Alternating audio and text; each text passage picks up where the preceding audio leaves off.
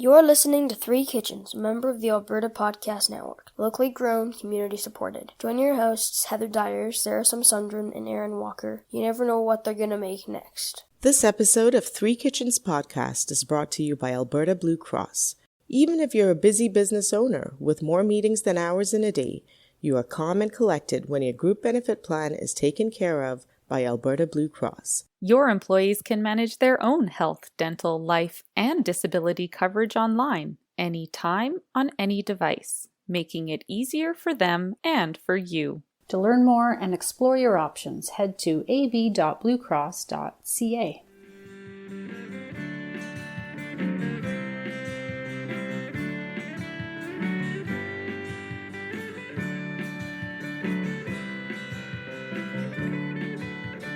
Hey, good morning, good afternoon, good evening, Three Kitchens listeners, listening from wherever you're listening from. I am your host, Sarah Somasundaram, and I am here with Aaron Walker. Hello. And Heather Dyer. Hello. I thought you were going to be like, afternoon, good evening, and good night. And I'm like, we're done? Thank you for joining. Yeah.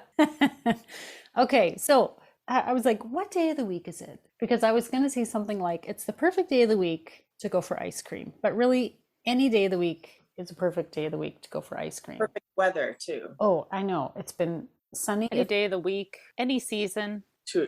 That's so true. Well, it's true. Especially with this place that we're about to talk about. Yes. Yeah. So we have an ice cream recommendation for everyone in Calgary. I'm sorry for those of you listening from elsewhere because you don't get to visit this amazing little shop. Or just come to Calgary. Yeah, when you come to visit, it's called the Milk Ice Cream Shop. You can find them online at milkicecreamshop.com. And it's this cute little handmade ice cream pop-up, essentially. I mean, I don't know if it's technically a pop-up now. I think they have I think their store is kind of set now. Should we call it a boutique?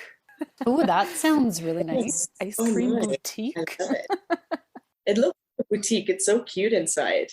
Yeah, It's really cute. And I was looking at their bio. So it's two cousins, the two women who started it up, two cousins. The one of them, her family owns the diner next door. So I highly recommend you make a trip, like have lunch or breakfast and then ice cream, because they're right next to each other. Right next is John's Breakfast and Lunch. Great diner food and great food. Yeah. Vietnamese, Chinese kind of influences in there. Really yummy stuff. And Western breakfasts as well. Yes, exactly. And lunch. They have great like club sandwich, like just great food there. But milk is a small batch, locally made, and sometimes they collaborate with other restaurants and groups in the city to make like really cool little mashup. Oh, I didn't know that. Flavors. Oh. Yeah, I had one that was, they called it date night, and it was with Garbanzo's, which is a plant-based eatery. Right. And it was like dates and pomegranate and maple, and I don't even know what all in there. It was like amazing. It was delicious. It's delicious. Yeah. What did you have there, Sarah? I got the pandan. I've had that one. You know what's great is taste it back on the table. So I know. She let me taste a little bit of the Vietnamese coffee flavor. That was really good too. So I had a hard time choosing, but I went with the pandan. The kids went with mango sticky rice. I had that one too. I've been a few times. It was delicious. The mango sticky rice. Oh, so good. Yeah. And then I think the husband had fudgesicle, and they were all good. I had to try all of them. They have plant-based options, which is why I've frequented it and eaten. Though all the ones that I've talked about eating are plant-based, and so is the fudgesicle. That one's a plant-based ice cream. So if you have problems with dairy, many delicious options. That's really nice that it's not just a sorbet. I know. Many places are getting a lot better with that. Yeah. And especially these handcrafted small batch kind of places, they get really creative with plant-based, which is so nice because it's not just, you have like one option. Even if it's good, You usually have one flavor, but this one, yeah, I think there were 3 or 4 plant-based options typically. So really good. And there is one flavor I have to talk about. If anyone grew up in Asia, or your Asian parents bought this for you when you were a kid, there is a flavor that's based on a white rabbit candy, which we're all familiar with. We all grew up with it, and it brings back good memories. And that's one of the flavors that's on the menu, which is pretty cool that you're doing a flavor based on a candy. Some really interesting, nostalgic, I think, sort of things that the women who make the ice cream, that was probably something they grew up with too. Yeah. Oh, that's fantastic. I love small local startups like that. That's great. Do you want to tell the listeners where they're located? The address is 2614 4th Street Northwest. Look them up at milkicecreamshop.com for all the flavors and the address and all of that. Yeah, very cute place to stop by. Well, I know where I'm going to have to stop next. Yeah. Are you feeling left out? You guys did the product testing. Now I can just show up and know I'll be satisfied. You will not be disappointed by this one for sure. Testing, Erin. Let it know. I'm on the case. Good.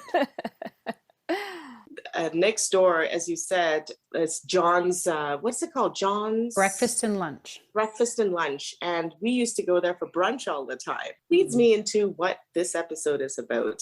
This episode is about brunch. Ooh. I want breakfast, but I'm not a morning person. You guys know that. So I am not the kind of person that wakes up and makes these huge, massive breakfasts. That's what my husband is in charge of on weekdays. But on weekends, we either go out and we have a nice brunch, or we make something really delicious at home and we eat a little bit later. Okay. And one of the things that we make is rice porridge.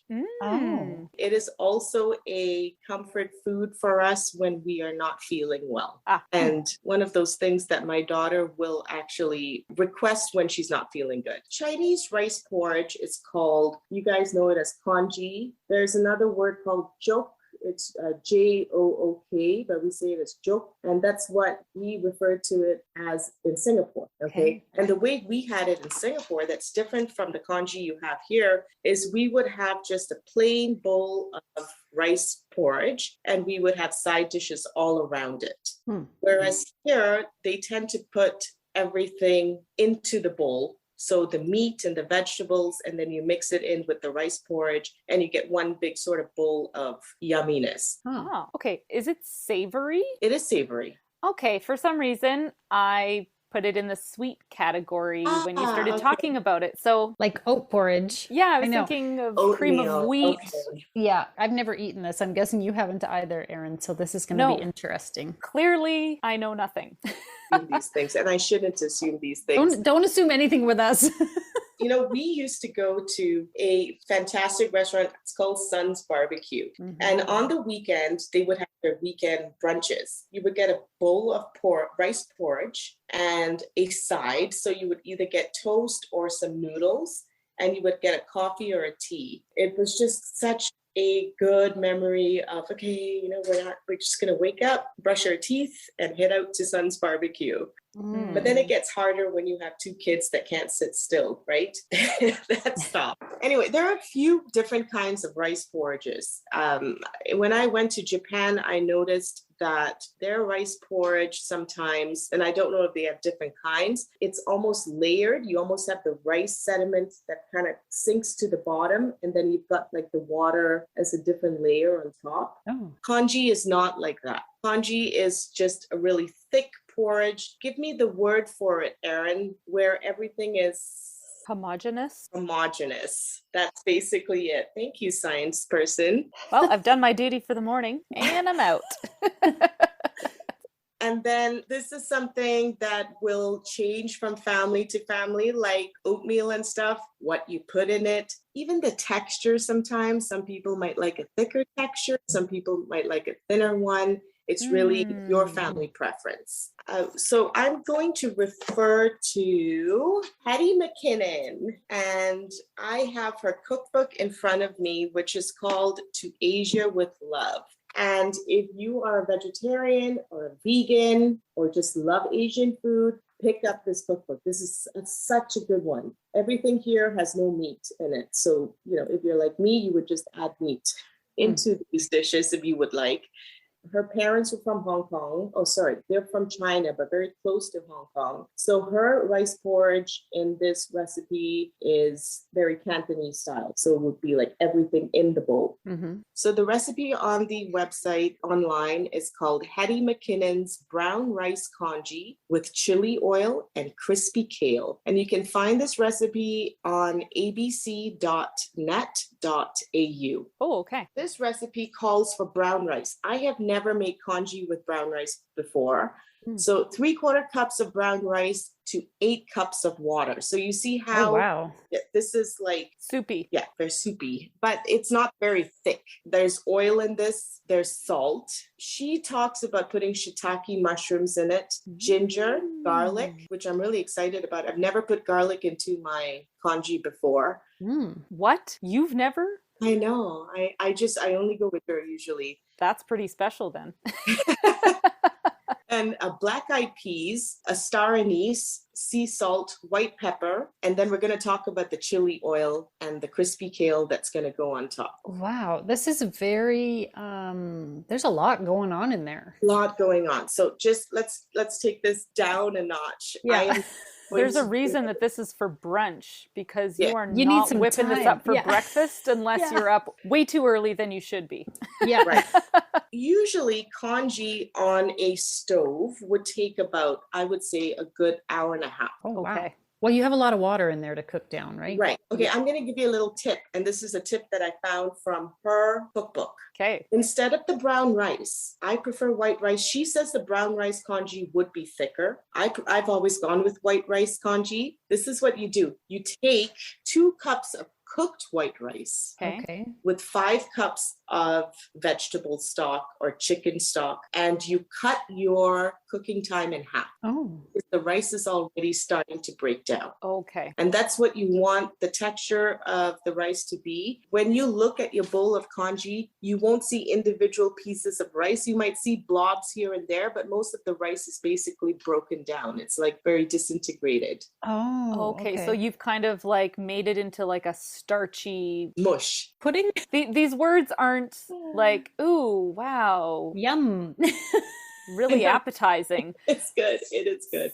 So, When she's talking about the stuff in her recipe, ginger is a must okay. in congee. So you would slice the ginger, you would distress it a little bit. Like usually I use the handle of the knife and I kind of just give it a little bit of a tap and throw it into the pot while the rice is cooking. Okay. But I love this idea of putting garlic in it because I love garlic. And so maybe do that too. The second thing that is very important is you need to make this in stock. Don't make this in water. So you want that rice to absorb all that yummy stock flavor. So if you're vegetarian, go for vegetarian stock. I always go for chicken. And I'm going to make her crispy kale and chili oil, which I'm so excited about. And I'm always trying to find the best homemade chili oil recipe. And sometimes some of them are a little disappointing. If you're not convinced to make your own chili oil, when you're at John's breakfast and lunch, having your lunch or your breakfast, the mama of the restaurant, that's not very nice, but I don't know her name, but she's like the mom of the family. Yeah. She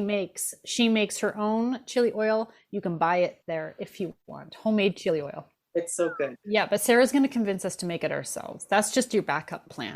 But this is the thing with making your own chili oil. You make it the way you want. If you don't love crazy spice, you're crazy. But you can lessen that. If you like it to be more garlicky in flavor, you can do that. You heat up your oil and then you pour your hot oil onto your ingredients. Done. That's your chili oil. It sounds simple. It is simple. See? Super simple. Super simple. This has a 1 Sarah simpleness rating. Okay, but if it's only 1 Sarah, does that mean it's super simple? I just want to get this straight. Ooh, the more Sarahs it takes, the harder it gets. Okay, got it. Yeah. 2 to 3 cups of kale leaves, olive oil, sea salt. Throw it in the oven, crisp it up, and then break it down in your hand, and then you sprinkle it on top of the congee. Oh, yummy. I'm going to change it up a little bit. I'm going to make this with white rice. I'm going to include the stock. I'm probably going to do chicken stock with it. I'm going to make a pulled pork that I love. Because I have to add meat into, like, I was waiting for it. I was like, when's the meat? What kind of meat is she doing? We know this isn't a veg dish. This is my recipe, so I am actually going to write up this recipe for the show notes. And I make this in my Instant Pot. I've also made this in a Dutch oven. This is a long, slow cook. So make this the night before, have some of the ribs with rice, and then take some of the pulled pork off of the ribs and throw it into your congee the next morning. And that's what congee is all about. It's leftovers coming out of your fridge. Lots of things you can do with congee. Because I am sharing this recipe with listeners and I never do measurements, I will get all the measurements for this recipe and we'll talk about it in the second half. So you're getting congee with crispy kale, chili oil, and delicious pulled pork rib in it. This sounds good. So is that 4 different things? How many recipes are going into this? This sounds like 4 recipes, so I'm going to give this a 4 Sarah rating. What is this crispy kale? You know how easy it is to crisp up kale. If you're not paying attention, you can burn that kale. Yeah, I've definitely over-crisped kale before, so it's kind of like toasting buns in the oven. If you stand there and watch them, they never toast. But if you walk away for a second, they're burnt. It's so good. Okay, I am excited. I don't think that I'm going to deliver this to you for breakfast. You're not going to get it up at 3 a.m. and make this for my breakfast? Never. I don't do that for anyone. Well, I'm looking forward to it. Brunch is my favorite meal. This episode is brought to you by Park Power, your friendly local utility provider in Alberta, offering internet, electricity, and natural gas with low rates, awesome service, and profit sharing with local charities. Park Power's community partners include the CKUA Radio Network, Boys and Girls Club of Strathcona County, the Altview Foundation for Gender Variant and Sexual Minorities, the Festival Place Cultural Arts Foundation, Muscular Dystrophy Canada, the Canadian Parks and Wilderness Society, and the Saffron Centre, which supports those affected by sexual violence. Learn more at parkpower.ca. Okie dokie, we are back. Here we are. Long time no see. No. So in the first half of the recording, I forgot to read something that Hetty McKinnon writes about congee, right? Which is, it's a staple meal and it's highly comforting. And that's what it is in our house. It's like a warm hug from mom when you're not feeling well, or it's like a loving brunch when it's the weekend, because I don't make loving brunches throughout the week. You can't make a loving brunch throughout the week. No. The children are at school, not brunch. Right. Unless you want to enjoy brunch yourself. True. Yeah. Which would be very nice on a Wednesday. Yeah. Right? And you know what? With this cooked rice trick that she talked about, I think that this can be done during the week. I think it was so much faster. Oh, cool. Okay, I'm going to first talk about the pork ribs that I made the night before. So I had about 1.5 kilograms of pork ribs, which then I like to put a little bit of sake on and let them sit for about 15 minutes. It kind of takes away, we've talked about this before, like the kind of the not so nice taste of meat sometimes. You can do this with any kind of cooking wine. Okay. And then I cut them and I seared them on the barbecue. You guys, you made me actually measure out my own recipe, because this is my recipe. So I never have measurements, right? And I actually had to like measure everything out and make notes. We could just say approximate measurements. Approximate. Or, recipes when it just says to taste. Well, we are going to do a couple of just season it, you donkey. Yeah. All right. This is a great recipe, so do take notes. And we'll write the notes as well in the show notes. So 3 to 4 cloves of garlic and same amount of ginger, if that makes sense. Okay. Does that make it easy? You don't need to take like 10 grams or 20 grams of ginger and then I hate that. And then yeah, I hate the when it comes to the ginger. Yeah. This is why you come to Three Kitchens podcast. Mortar and pestle and mince it up. Okay. It doesn't have to be a fine paste for this. Okay. Then you fry up some onions. And then you fry up your ginger and garlic mix. And then you add to the hot oil 1.5 tablespoons of Chinese 5-spice. You can buy these spice mixes, 1 to 2 tablespoons of gochujang. Gochujang is a Korean chili paste. What is so delicious about this is it's smoky and it's sweet. Now, if you don't want to go out and buy gochujang, you can put chili powder in this. And I would add a little ketchup for the sweetness. Okay. 1 tablespoon of honey, a teaspoon of salt, a tablespoon of soy sauce, and 1 star anise that goes into this stew as well. Give it a good mix, and then you add your chicken stock.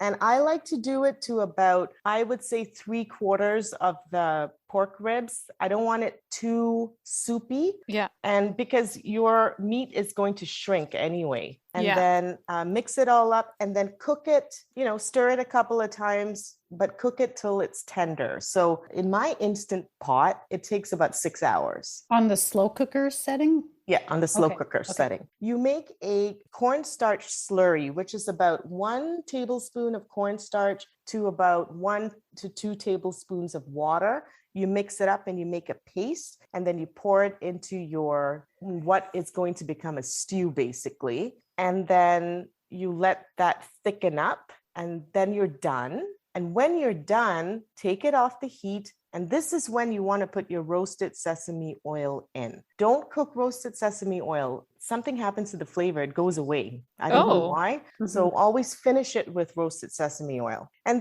that's your ribs. How much sesame oil? I would say about a teaspoon and a half. That I would say to taste. Also, before you put the cornstarch slurry in, salt to taste as well. This dish has been served with mashed potatoes.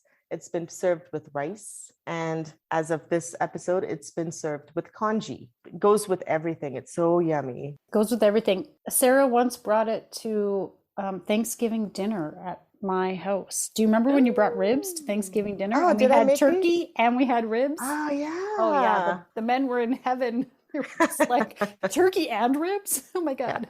Yeah. So this is everything. It's got the sweetness, it's got the saltiness, it's got the astringent from the star anise. Like it's got everything that your palate loves. No, I know this astringent doesn't make fur grow out of your... I was like, the star anise is astringent. That word makes me very nervous now.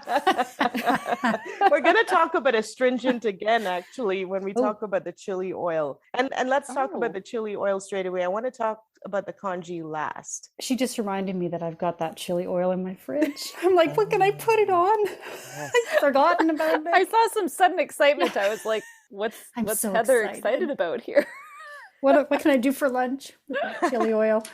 So with the chili oil, we went to the recipe that was on abc.net.au, and I used that one. So it was 1 to 2 tablespoons of red pepper flakes. I used 2. 1 tablespoon of Korean red pepper flakes, which is your gochugaru. Again, if you don't have that, it's just chili powder. 20 grams of ginger. Here we go. 2 cloves of garlic. I think 3 cloves of garlic, and 2 teaspoons of sea salt flakes. I think I did 1 teaspoon for this. Right. Now it says 1 to 2 tablespoons of Szechuan pepper flakes. So we want to talk about astringent. Szechuan pepper flakes, again, astringent.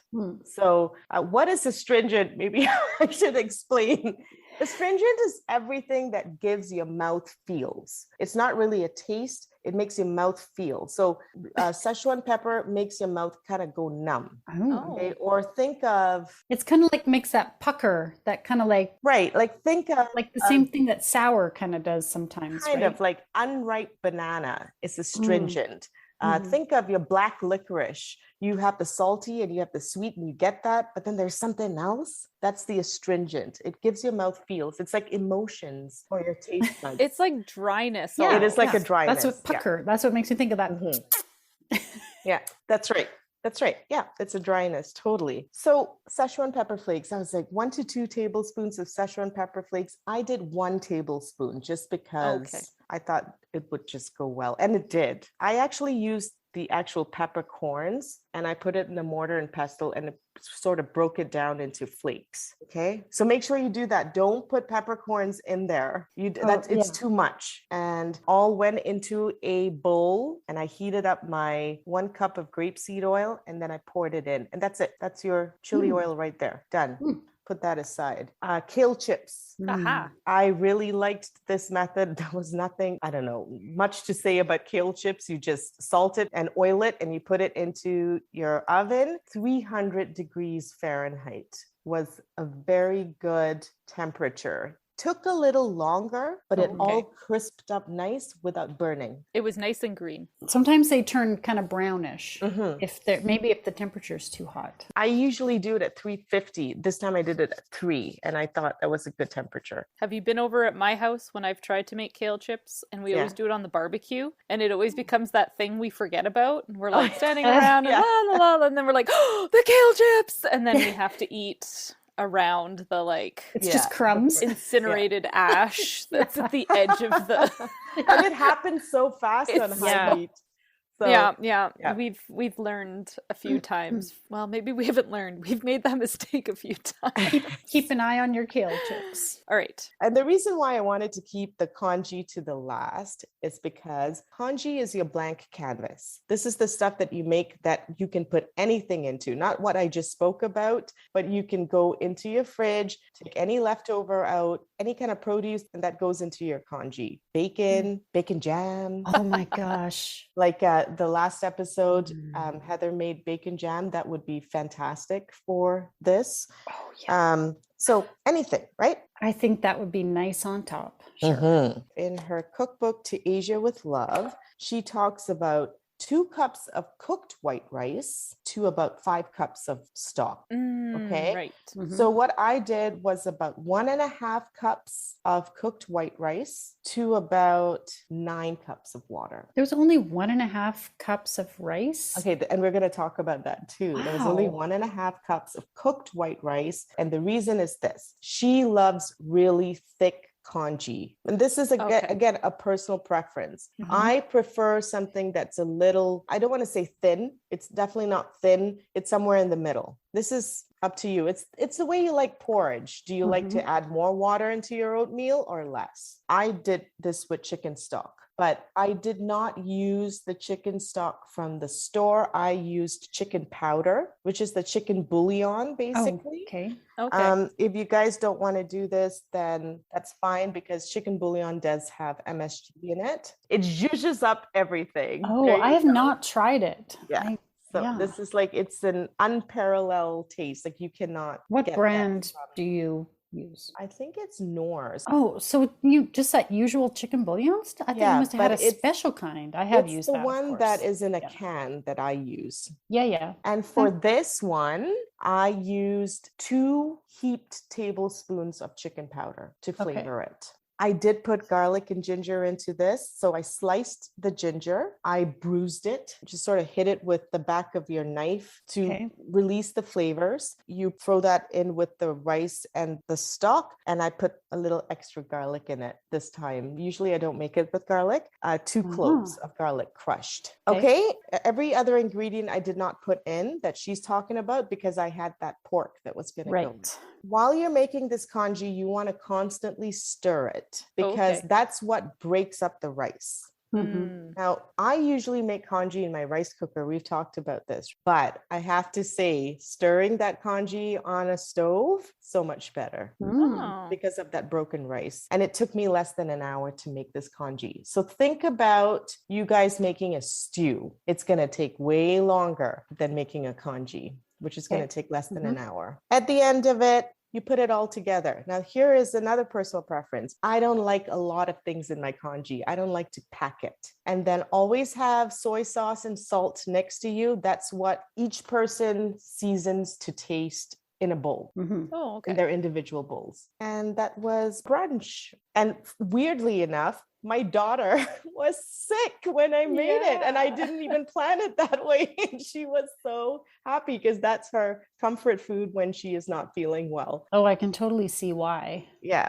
At first, when you said that in the first half, I thought, why do you want to eat something with ribs and like chili oil when you're not feeling well? That doesn't sound. And you're not putting a lot in. Like if you looked at your congee, there was not a lot of meat in it. There was not a lot of stuff going on. It was just mainly seasoned rice. Yeah. How did you enjoy your breakfast, or when did you have it? I don't even. Okay. So I have to say, because I have my sweet tooth, I was skeptical going into this one. Okay. You talked about this savory rice porridge that just, I mean, I'm a fan of cream of wheat, so the texture didn't get me, but I was a little bit like, I don't know if I would put this in my comfort food category, right? Like, when you dropped it off, put it in my fridge, and I kept it until the next day. And I had it for lunch/breakfast. And I wasn't really remembering what you told me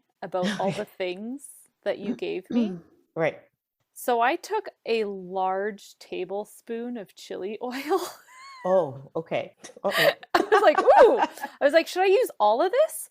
And I used about half of it. Okay, wow. A lot. And then I was like, what is it anyway? After I heated it up and I licked off my spoon and I was like, oh yeah, this was chili oil. And it was spicy chili oil. Dang, this is spicy. That's okay. It was super good. It didn't take away from it. And I was like, okay, this makes sense as a breakfast item. I can get behind this because I don't think savory breakfast is ever the breakfast that I choose. And that's like, what I choose. I am 100% if there's pancakes, waffles, sweet. Like I make my cream of wheat with a dollop of butter and brown sugar. Like I like something sweet in the morning. It's probably because I was raised on Frosted Flakes for breakfast. No, this totally is a worthy breakfast. Awesome. Food. I was very like, going into this. She was the person to convince, looks like. I think. We haven't heard from Heather yet. Where's Heather sitting on this? I think I may have said brunch is like my favorite meal. I don't know why. I love that it can be sweet or savory or a combination. The best brunch is like sweet and savory to me. Like when the maple syrup runs into the bacon and the sausage and even the eggs, I don't care. Like I love all of it. I kept it till the next day and had it for breakfast. And I didn't go absolutely nuts with the chili oil, but I put chili oil, I drizzled some soy sauce on there and a little bit of sesame oil, and I put my kale chips on top, and I ate that so fast because it was so fucking good. Yeah. Awesome. Put a duck on it, put a duck sound in there because I love this, and I didn't really have any. I expected to like it because I love Sarah's ribs. Yeah, I like porridge, so I was thinking the consistency I would probably like. To me, it sounded almost like the way you make risotto, so I had that kind of in mind. And it is good point. Okay, similar to like a risotto where you're stirring and stirring and stirring, and the rice breaks down a little bit. This is just more broken down. I would say. Oh my God, so good! I forgot to ask, what type of rice was it that you used? Was it a long grain or a short grain? See, I just love that the three brains on this, because I really need both of yours for mine to function. It was a short grain. Oh, okay. I'm glad you brought it up. If you want to make this from scratch, so from uncooked rice, what you want to do is you want to wash your rice really well until water is clear, and then you want to soak it for half an hour and then pour out that water and then go from there. Okay. I was convinced it was a long grain rice. Wow. So interesting. I love that the meat, like the rib, like it disappears almost. Like you get the odd little bit of the texture of the ribs, but really it's the flavor of the ribs. Yeah. More so. I mean, you do get a little bit of the texture, but I was thinking, you stir it and you kind of look at it and go, well, not much meat in here, but the flavor of it sure is in there. Like I thought it was so delicious. And then I was thinking of like, when I have roasted chicken, I want to put like roasted chicken in this the next day. I would eat it for lunch. I would eat it for dinner. It's almost like soup, except different texture, but that kind of savory. You could eat this any meal of the day, I think. Thank you so much for introducing me to this because I loved it so much. No problem. That chili oil also, we should talk about that real quick Yeah. because I thought that was delicious. And I'm a fan of almost any kind of chili oil. I'm not too fussy about which one because I think it's just like that perfect little hit of spice and flavor on It's lots also of good things. in very big quantities. If you should, Oops. If you should oops. that's okay. It was so good.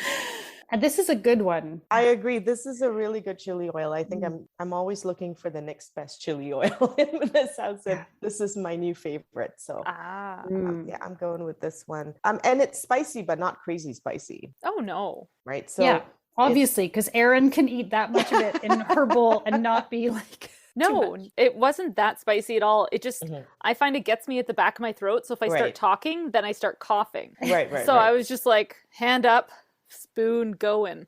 Right. Yeah. Awesome. Now, Sarah, how much congee did you have all together with this recipe? Yeah. You know, your Dutch oven, I think we have about the same size. It's a big one. Yeah, about 3/4 full. Oh, wow.